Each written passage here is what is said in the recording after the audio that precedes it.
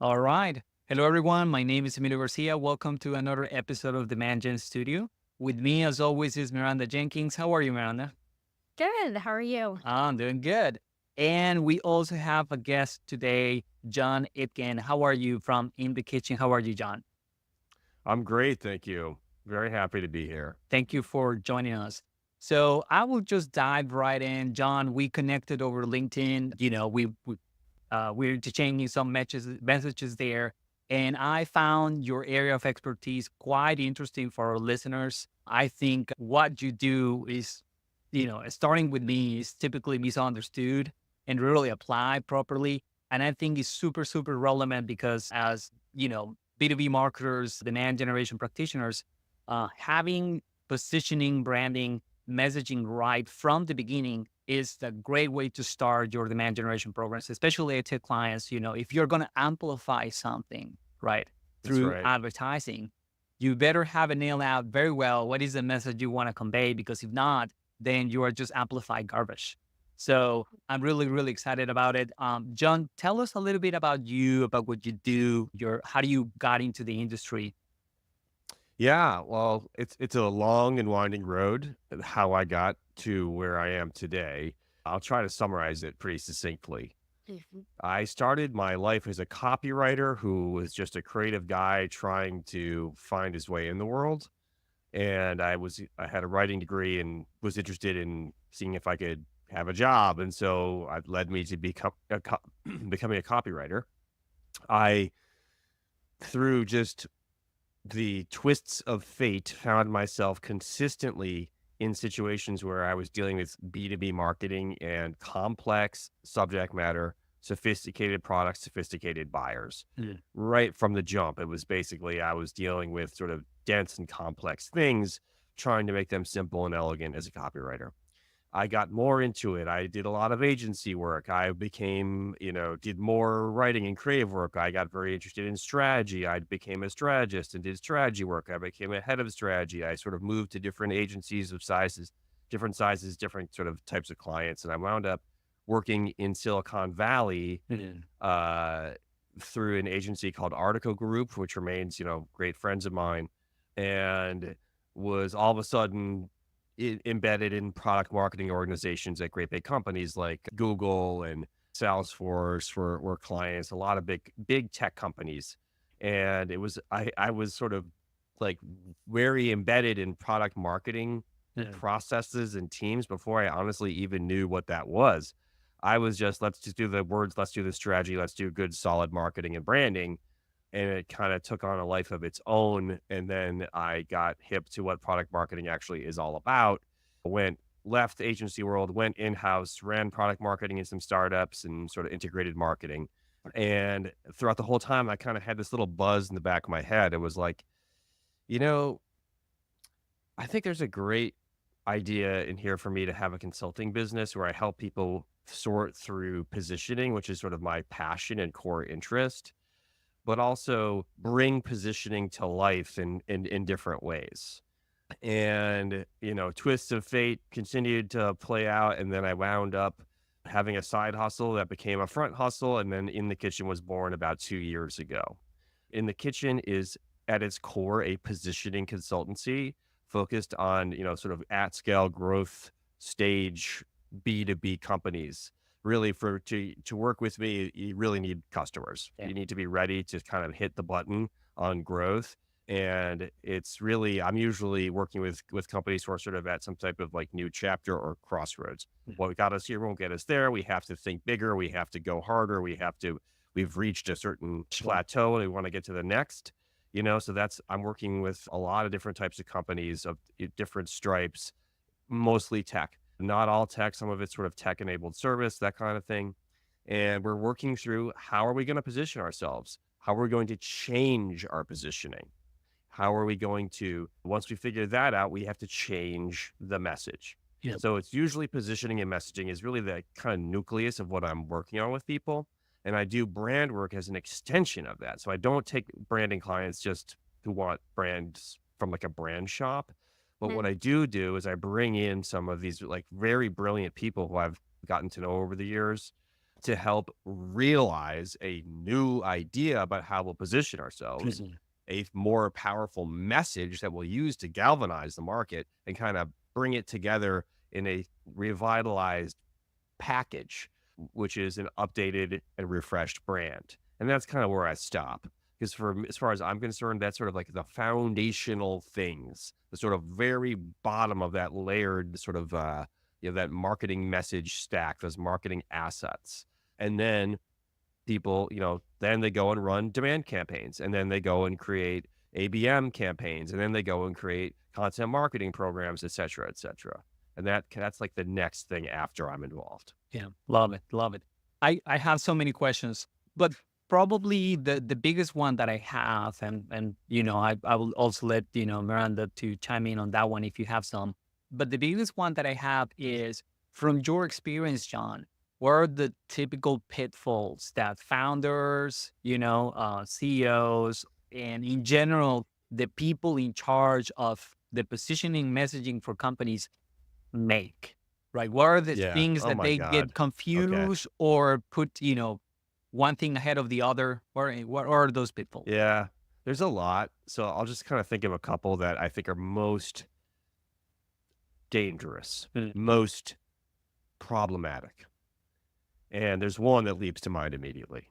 And it's actually not, it's a question not even of like the sort of tactics and process or whatever. It's a question of who's in charge and what's their role. mm, And so I have like a line, like a stock line that I'll say a lot. But if you're in charge, you own the message, period. Whether you mhm, like it or not, whether you recognize it or not. mhm, And so that what I'm saying is that, you know, uh, it's the CEO who has to take on accountability and responsibility for shaping, owning, and championing the message that the company is driving in the market. And so, and a lot of people say, well, no, that's the CMO's job, or the CMO will say, no, that's my job. And I think it is the CMO's job too. The CMO should be the person facilitating, owning, driving, creating, building that energy, fusing, the team. But there has to be a high degree of participation and ownership. And I can sort of see when projects are like, it's just much, the likelihood of success for a project that I'm involved in goes way up when they're based on the involvement and participation of senior people mm, and their feelings of responsibility for it. You know what I mean? And I try to get it every time. yeah. But I think that's a really important thing. So like the CEO just has to take ownership because they are the sort of they have the biggest megaphone like inside the organization, but also outside the organization too. You know, we live in a world where in B2B, like sort of the personal brand of people leading companies is actually quite powerful as a distribution channel. Yeah. And so, people can really make a lot of use of that. So, and then, if who's going to go on podcasts and who's going to get interviewed and who's going to like present at big conferences and who's going to kind of be the champion, the avatar of the company, it's usually going to be that CEO. Yeah. And so that person really has to, whenever they get in front of a microphone, that's an opportunity to reinforce a powerful, simple, and consistent message that positions their company and their product the exact way they want to be positioned. Great opportunity. The first 30 seconds of that interview, you're right there. Are you going to do it? Maybe. You're a lot more likely to do it if you helped create that message. If you are so bought into that message as CEO that you are thrilled to do it. And if you look at the greatest CEOs of all time, their message discipline was very good. Like they're very good. The Benioffs, the Steve Jobses of the world Yeah. were very good at being consistent with their messaging and positioning their products at every turn. Yeah. And it really worked. Yeah. I believe that, either instinctively or, by instinct or in a train way, they all of them understand that you are marketing or you are sharing that positioning, you are sharing that brand, you are sharing your point of view all the time to multiple people, right? Either to your Yeah. potential clients, to your employees, to your potential investors, to your vendors and suppliers, to your partners. You have to reiterate that positioning and that messaging over and over again. I think, as you said, the 100%. great ones, they are in that mode all the time. They're always Some doing it. might not be as, public as some others, but I'm sure that the ones that we don't see on TV, the ones that we don't see, on video, they're still doing it. Exactly. You don't have to be like a freaking Mark Benioff and Yeah. play at that level to still be a good champion and avatar of your Yes. products. Of your I have another pitfall. This is like my such a big pitfall that I think is actually brutally hurting a lot of businesses right now. So this is the very deeply held bias and belief that success or failure in the market is a direct extension of the capabilities of our product, period. So the belief that if we win or lose, it is a result only of the capabilities of our product. Mm. Like even if you go and read like some of the classic books or the books that everyone reads about positioning, like I'm a big April Dunford fan and I'm very grateful for everything she's done. Mm. There's one point in her book though when she talks about winning differences. We got to figure out the winning differences between us and the competition. And the way the methodology that she recommends using is to talk about the product capability. What does our product do that people love? Like, of course, right? Of course we start there. But the thing that really makes it tricky is if you snap back and ask yourself, well, why do people buy what they buy? Do we always buy the best capabilities for the job when we buy a product in our lives? Like, I think the answer is no. Like, we don't always buy the best thing for the job. Sometimes we buy the cheaper option. Sometimes we buy the more convenient option. Mhm. Sometimes we go with just the trusted option because it's not better. Well, I know that this new startup thing is better, but this other one's trusted. Like no one gets fired for buying Yes. blah blah product. You know what I mean? And so all those things, being more trusted, being cheaper, more value for the dollar, being more convenient. That's positioning, right? That's positioning. So positioning is not just about here's how my capabilities fit a buyer's needs like a glove. It's basically here's how my product is in position to be more successful in selling to my buyer. Yeah. Which means I have great capabilities, but maybe I'm also cheaper, or maybe I'm really easy to buy, or maybe I'm like really good at showing up as a trusted partner. Like those are the things that you can really leverage to make positioning have dimension and feel and also last longer, Yeah. right? Because like product capability advantages by their very nature don't last that long because someone else can just go and ship it. Yes. And now it's a lot easier to ship stuff. But you know what's really hard? It's like once you become like a great big famous company, well, once you're like the well-known sort of leader, like that fame and notoriety is hard to displace because it doesn't live inside product like pixels and code. It lives in people's brains. Yes. A great example of that would be like OpenAI, right? Yeah. Like, right? So OpenAI is going to enter a world where where their product is probably at parity with a lot of different things, and it's probably there already. Maybe like I don't know, it's Claude Sonnet, like it's probably better, right? And for a lot, you know what I mean? But the one thing that OpenAI has that a lot of these competitors don't have and can't have is they got into everyone's heads first. He's very famous, all the hype, all the drama, all the notoriety, all the headlines, all that. What that did is that made Sam Altman and OpenAI very famous and gave them a huge, actually a credibility advantage Yeah. and a convenience advantage, really, because it's more convenient to buy the company that you like, boom, that you can think of off the top of it. We And should that get a that chatbot. others are Yeah, using, right? exactly. Right. It's credible because, well, everyone else is using it. And it's convenient because it's like, I don't have to Google it. I just go on their URL right off the top of my head.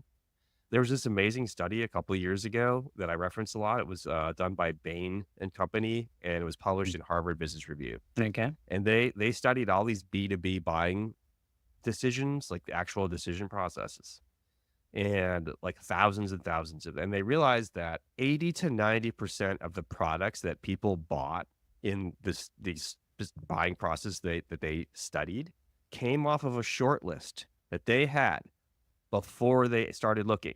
Yeah. So basically that means they were in their heads. So 80 to 90% of these purchase decisions, and we're talking about demand gen. So this is Yeah, like, I yeah, don't want yeah. to No, like give I you guys a agree. It's that heartburn. I have heard it Uh, in a spin that the most powerful search engine is people's brain, right? That's it the is one that you right. want to be first, but it's the hardest to measure, right? It's the Because hardest to measure and it's hard to crack. You're right. And right. you can't, it's very hard to measure. Very, very hard. It's like, Mhm. how far, what's our brain penetration? Like, I mean, people have these different methodologies Yeah, around that.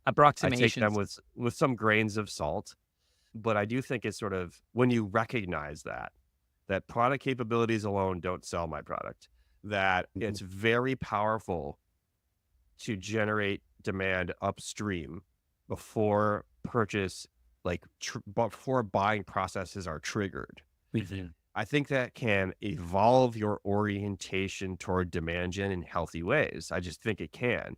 And I think it can do that by helping you develop just a more honest sense around what positioning really is and how to do it well. I think it can help you develop a really more authentic sense about what your competitive advantages really are. Yes. So that's what positioning, if I'm doing positioning work with somebody, like you need to walk away knowing like this is what our advantages are. This is what we're going to lean into. So like let's just say going back to my example, like my it's not just product capabilities, it's also these other things.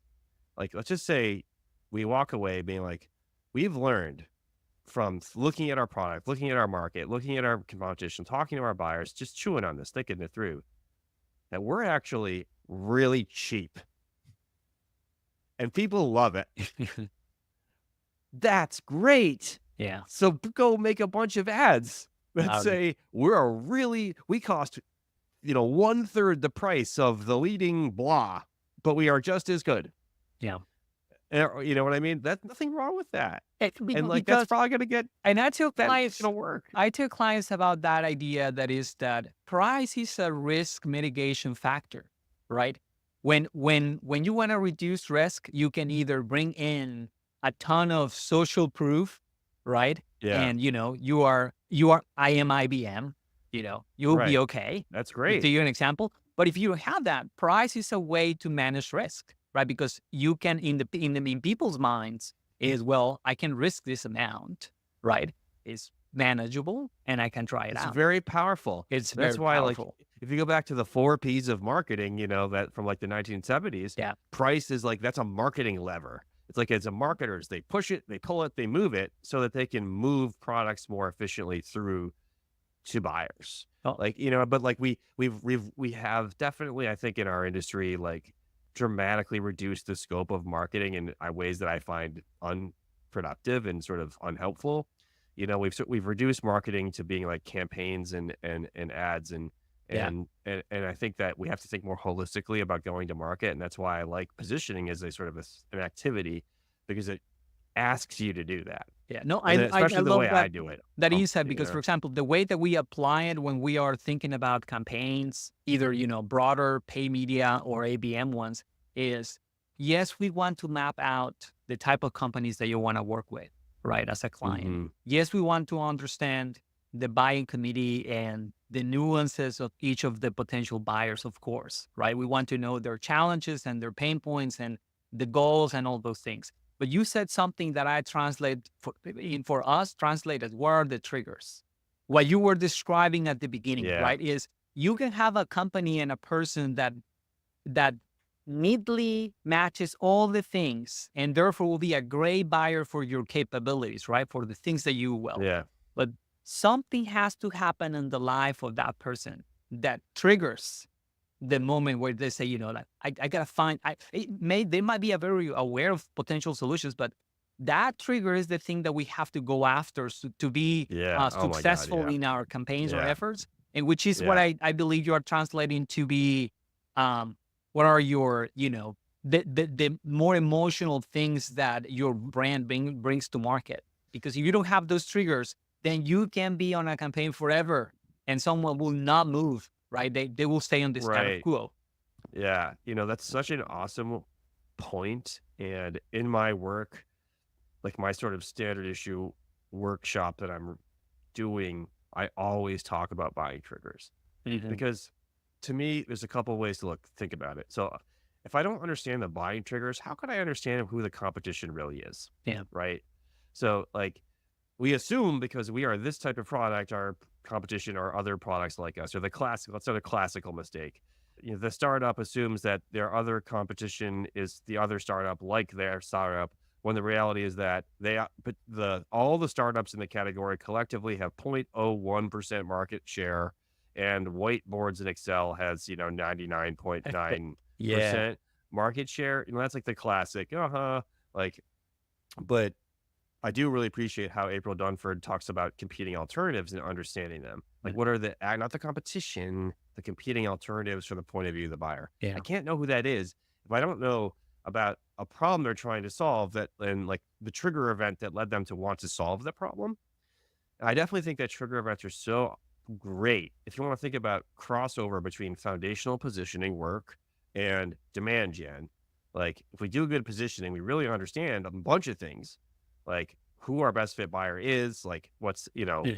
like what's our target segment, what's the sort of ICP look like, what's the kind of who is the buyer, the champion at the center of the deal, all that, but also like what is causing them to enter a buying cycle, Yeah. and what are they looking for when they go into the buying cycle, which then makes it a hell of a lot easier to figure out what to talk about when trying to capture demand, Yeah. because they're in a buying cycle.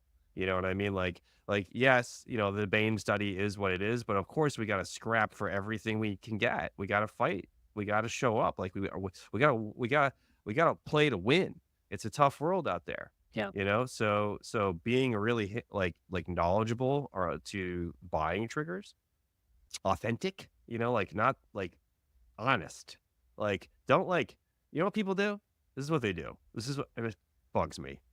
We go in a room and it's like, let's talk about positioning. Okay, let's talk about the buyer. Who are they? What's the problem they're trying to solve? Like, what are their motivations? What are the jobs they're trying to do? What are the buying triggers that lead them? And then the person who answers those questions is the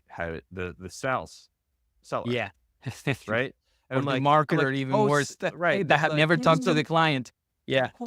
because marketers might not have spoken to buyers that much, Yes. Yes. and which is bad. Okay, just if you're please talk to your buyers. It's not that hard. But and sellers talk to buyers all the time, so they should know, right? They should know Mhm. all about this, right? Right? They know, right? Because they talk to buyers all day, every day, do it for years. There's a problem with that, which is that sellers talk to buyers only in very specific contexts with very specific objectives. And their objectives aren't really like, we're going to do discovery, but we're not really there to like learn deeply Mhm. about and develop deeper insights about buying triggers. And like, we have a billion gong calls that we can put, go and like, you do whatever the hell Gong is doing now with AI to say, tell me about the buying triggers people talk about in these calls. And you should do that. Yeah. But my point is to say, if you simply just only ever get it that way, and you never just take the time to just sit down and have like, I do these conversations with buyers that are basically reverse engineering the journey, like design a conversation is designed around like, let's like with positioning in mind, Mhm. like, and it's just it's like this like simple set of open-ended questions, but it's just they're different questions than a seller is going to ask, and also the entire conversation is dedicated to answering them, not like Yeah. not Not doing to 3 make a minutes of sale discovery. across. Yeah, because Yeah, right. Yeah. it will the way that the customer will answer if they know there's a buying process will be completely Mhm. different than if they're just having a casual conversation, even of something that was already bought or was not bought, right? Like, Yeah. I didn't buy from you guys. Let me tell you why, right? And what Yeah, work, right. That's amazing. Yeah, right? it's amazing stuff. And like, so if you can just sort of walk, like what I like to do, I learned this from wonderful qualitative researchers. It's just sort of like trying to sort of take people on a journey back in time and help them just describe what happened. Like, just don't tell me don't tell me why. Why is this better? What's this better? Tell me what you did. Tell me what happened next. Then what happened? And then what'd you do?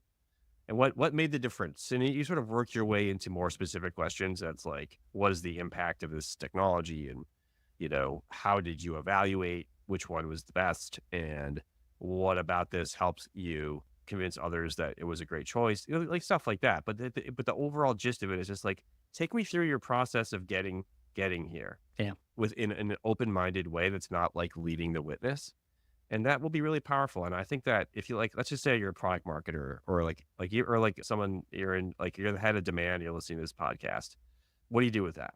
5 calls, 8 calls, like identify like in segment. So we have our segment, we have our ICP, we have our like definition of who we're talking to. Yeah. Just like embrace curiosity and say to yourself, because wouldn't it be interesting to just chat with some of these people and then have a structure to the conversation, keep it open-ended. And it like, honestly, it can be as simple as this. I mean, if you go on my LinkedIn, you can see I've posted about it, but it's as simple as, let's just go back in time, like toward, when when you decided to work with us and the weeks and months before that.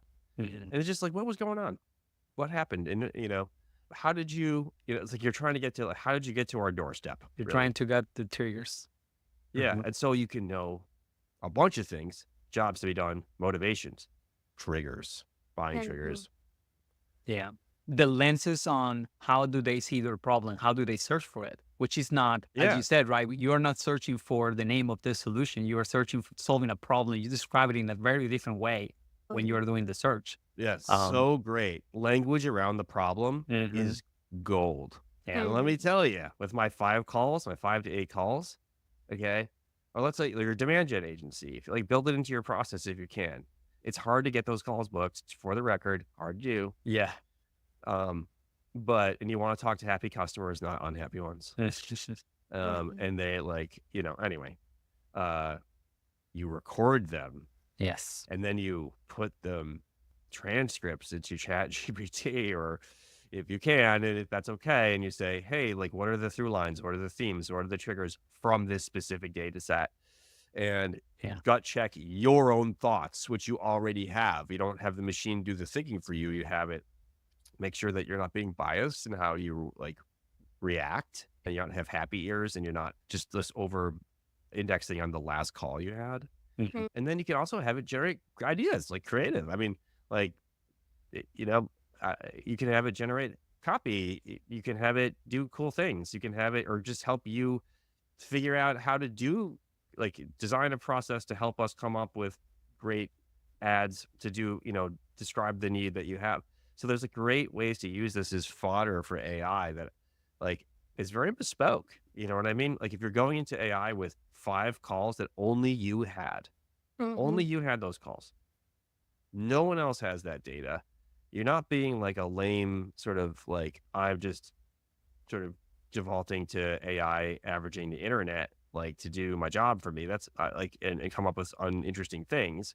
You're saying I'm asking it to react specifically to a very constrained data set that only belongs to me, and I'm controlling it and I'm using it as a springboard Yeah. for my own ideas. I think that's a really powerful way to engage with AI. Yeah. I have a couple of questions for you, John, just out of curiosity, I guess.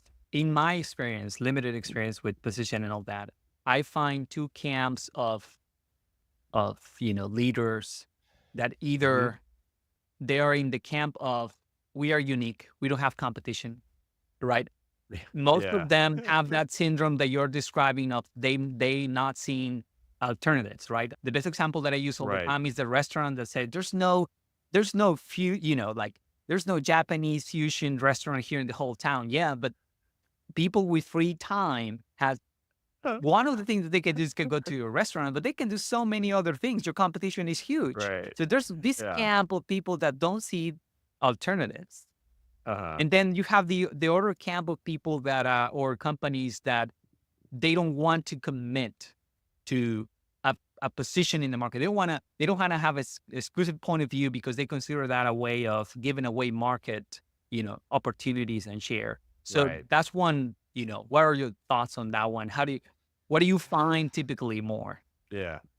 Well, they both sound pretty startup-y, like those are the points of view of people who don't have years of experience in the market, honestly, because it will humble you.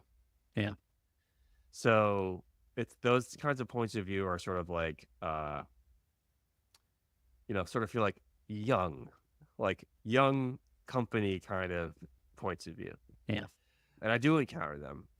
Like I increasingly am working with more mature companies that are sort of have like gotten past those kinds of problems. And it's just sort of like, if you're working with me, you don't need to be convinced that positioning is something that deserves your attention. Yeah. You know what I mean? Like I it's like like it's that. pretty like serious. Like you're already there. Yeah. You know what I mean? Like I don't want to spend my time on like a sales call trying to convince somebody that they should think about positioning if they don't think they should. Yeah. But my point of view on both those problems is that they are certainly very common. All right. So the first one, we don't have any real competition. It's just not enough. That's a result from having a sort of shallow or inauthentic point of view on the buyer and the problem to be solved. So if you solve a problem for people that is like widespread enough to like support your business, then there are other ways that people are using to solve that problem, and you do need to be aware of them. Like there's this sort of like like what people, the problem with this sort of, especially in tech and startups, is like we sort of ping pong too much. It's like this pendulum and it moves over here. We lurch over there. We go too far this way and we go too far back the other way, which I actually think is a function of perverse incentives of social media algorithms, but that's a Yes. whole other conversation. Okay. But so it's like, here's a good idea.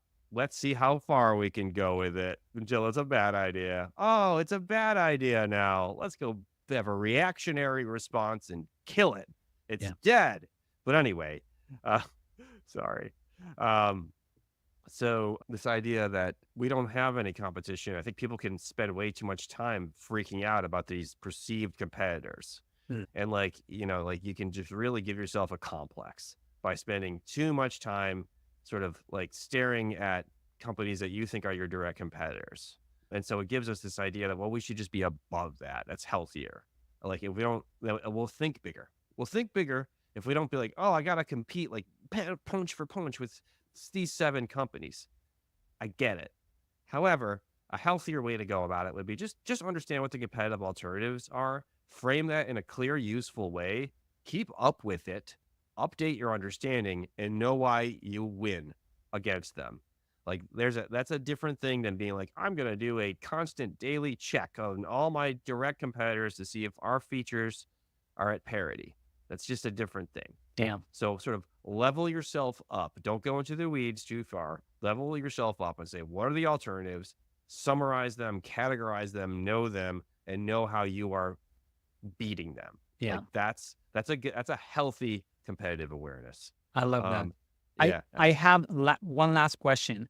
Yeah. In your experience, or at least for the type of companies that you work with, do they typically have more of a positioning problem or a messaging problem? And how do you if you are a CEO or a founder that are struggling with those topics, what are the symptoms that you can use to see, do I have a positioning problem? Do I have a messaging Yeah. problem? Okay. So I think that, I work with people who have both of the problems, Mm-hmm. but sometimes like the way into the problem is through one or the other door, and like I'm willing to, if it's like for like a big company with a big messaging problem, like I like to talk, that's cool with me. Generally speaking, I really want to talk about positioning, period, and then do our other things. So I want to start there. I think that there are lots of symptoms, like classical symptoms of positioning problems are, just having very inconsistent understanding of what your product is. And so having first calls, like the classic one is like our reps are spending 20 minutes of the first call just trying to explain what we are because they're wrong, because they have the wrong idea, the buyer. That's like the classic problem.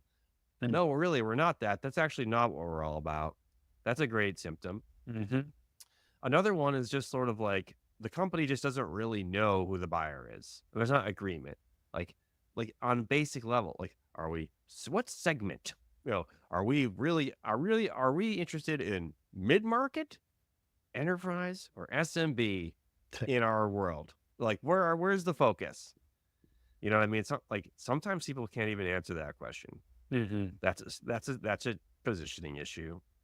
like a lot of positioning problems manifest themselves as messaging problems where like the message is inconsistent, where I got this rep is saying thing A, this one is saying thing B, this one is saying thing C, and marketing is saying things D, E, F, and G. And none of them are kind of the same. They're all different because there's a lack of consistency and leadership and ownership around driving a clear, simple, concise message, which gets back to my point about the CEO has to own it. Mm-hmm. Because like sometimes the CEO has to go bang on the table with their fist and say, stop, you will stop. It's okay if you disagree. You will commit because I have to leave this company. And it's imperative that we make some clear, sharp decisions right now. Therefore, I'm asking you politely to change the message and align to this one message. Mm-hmm. And it's hard to reel that in. It's really hard to reel that in when the message is like gotten away from you and you have like a sales org and there's like people who've been selling for a while and they've been there for years, and you have, a marketing org and they've been doing their thing for a while. Yeah. It takes somebody inside the company kind of has to be like, I will take responsibility. I am And lead the saying we're change. doing this. Yeah. And that's a big issue. Yeah, it's like, But that the variety of message, the sort of inconsistency of message is a love it. great one. It's a great Yeah. tale. Yeah. Awesome. Well, man, you have shared with us so much. I really, really appreciate it. I don't know, Miranda, you have any comments or questions for Jon? I do have a question. I don't know how long of a rabbit hole it's going to get down.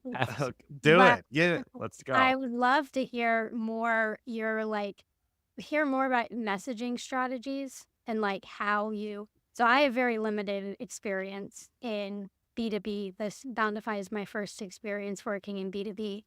And so far, I feel like I've seen messaging strategies as like where it's split in two, where you're focusing on pain points and Hmm. like the problem that the customer is facing, or you're focusing on more like pleasure statements, like what the solution that the company provides and all of that. So Mm.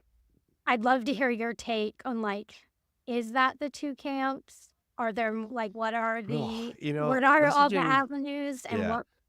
what makes you decide what messaging strategy you go with? Yeah. So one of the things about messaging that is tricky and sort of confounding for me is that there's sort of like this idea that people want to have religion around it.